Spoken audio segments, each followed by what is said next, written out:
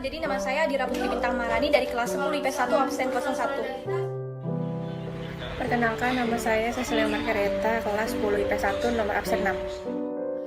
Nama saya Cornelia Pamela dari kelas 10 IPS 1. Nama saya Sania dari kelas 10 IPS 1 nomor absen 22. Hai, nama saya Yasemia Jalsta dari kelas 10 IPS 1 nomor absen 26. Jadi kan di Indonesia nanti mau menerapkan sistem new normal. Jadi new normal itu adalah kayak skenario untuk mempercepat penanganan COVID-19 dalam aspek kesehatan sosial dan ekonomi. Jadi nanti tuh kayak kita tuh jalanin hidup ini dengan pokoknya yang baru gitu. Pokoknya nggak kayak dulu lagi, kita semua baru guys. Jadi kita harus tetap menjaga kesehatan. Jangan lupa. COVID-19, kata yang sedang booming sekarang. Dia sangat membuat orang cemas, khawatir, bahkan takut. Kenapa? Karena dialah penyebab kita tidak dapat bertemu dengan orang lain. Dialah yang membuat kita jauh dari orang sekitar. Sekarang, yang kita tahu hanyalah stay home, social distancing, PSBB. Dan yang lebih menyedihkan, kita harus belajar di rumah, bekerja di rumah, tidak dapat bertatap muka, tidak dapat beradu pendapat dengan teman, tidak dapat melihat guru yang sedang mengajar di depan papan tulis beserta spidolnya, tidak dapat melihat tawa, canda bersama teman. Perubahan yang awalnya cukup sulit, tetapi seiring berjalannya waktu, kita pun terbiasa dengan harusnya sendiri. Walaupun demikian, kita harus tetap semangat. Semangat menjalani hari, semangat melakukan hal-hal yang positif. Walaupun kita harus merelakan kegiatan kita yang normal seperti biasanya.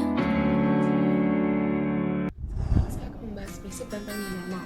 New normal itu apaan sih? Itu adalah menyesuaikan diri dengan pola hidup.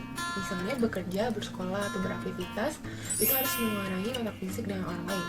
Kita akan menjalani aktivitas secara new normal ini hingga ditemukannya vaksin yang dapat menangkal virus corona. Artinya apa? Artinya kita harus menjalani kehidupan new normal ini hingga tahun depan atau mungkin bisa lebih. Maka dari itu, kita harus mematuhi aturan dari pemerintah untuk memutus tali rantai COVID-19 ini. Dadah! Coronavirus. Semua bermula dari Wuhan, menyebar kemana-mana tanpa adanya pengetahuan, melampaui batas negara dan jabatan, memapar segala bangsa tanpa adanya ampun. Hari-hari ini penuh dengan kekhawatiran. Doa terbaik sudah dipanjatkan. Bekerja, belajar, dan beribadah sudah dirumahkan. Ini menunggu nasib baik yang penuh dengan harapan.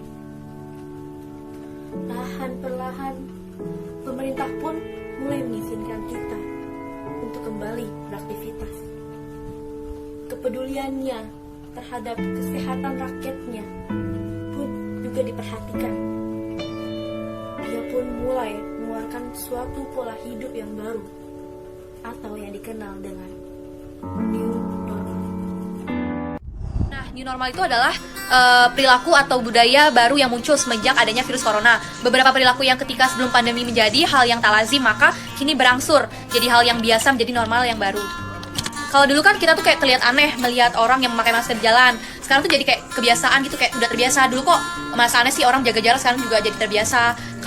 Dulu orang terbiasa melihat salaman atau cipika-cipiki ketemu di jalan. Sekarang tuh malah jadi aneh karena suasana COVID-19 ini. Jadi kayak lebih jaga jarak dan kayak kok salam tuh cuma kayak gini doang gitu. Tapi tatanan new normal yang disebut di atas itu adalah yang berkaitan dengan individu atau hubungan di komunitas. Sedangkan jika menurut ahli epidemiologi dari Griffith University Australia, Diki Budiman, new normal tuh tak hanya soal kebiasaan baru individu.